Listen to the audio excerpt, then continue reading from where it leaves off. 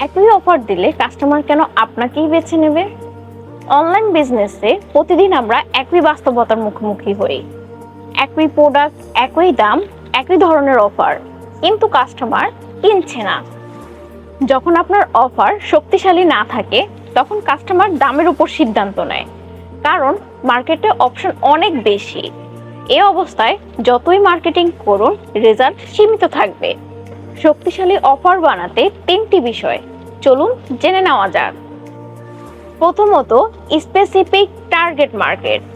তার জন্য আপনাকে বুঝতে হবে এভরিওয়ান মানেই নো ওয়ান। তাই ভালো অফারের জন্য নিশ সিলেকশন করুন।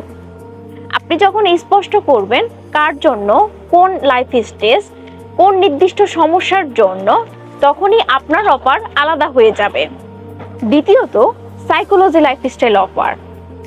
সেই ক্ষেত্রে প্রোডাক্ট নয়, আইডেন্টি বিক্রি করুন।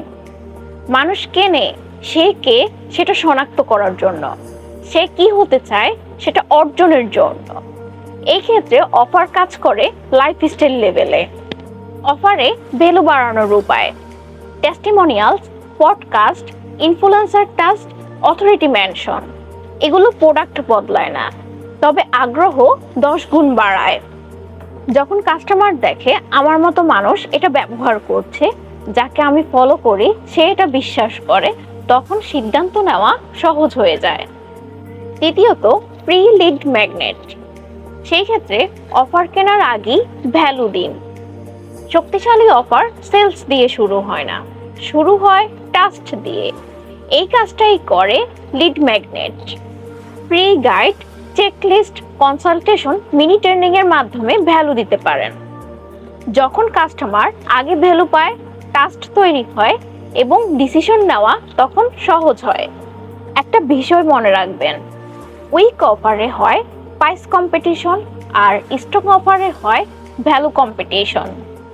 প্রাইস কমালে অ্যাটেনশন বাড়ে, কিন্তু ভ্যালু বাড়ালে কনভার্সন বাড়ে। সফল ব্র্যান্ড ডিসকাউন্ট দিয়ে গ্রো করে না, গ্রো করে স্ট্রং অফার দিয়ে। প্রোডাক্ট আপনাকে মার্কেটে আনলেও স্ট্রং অফারই আপনাকে অন্যদের চেয়ে আলাদা করে। তো stop selling product, start giving clear reason to by.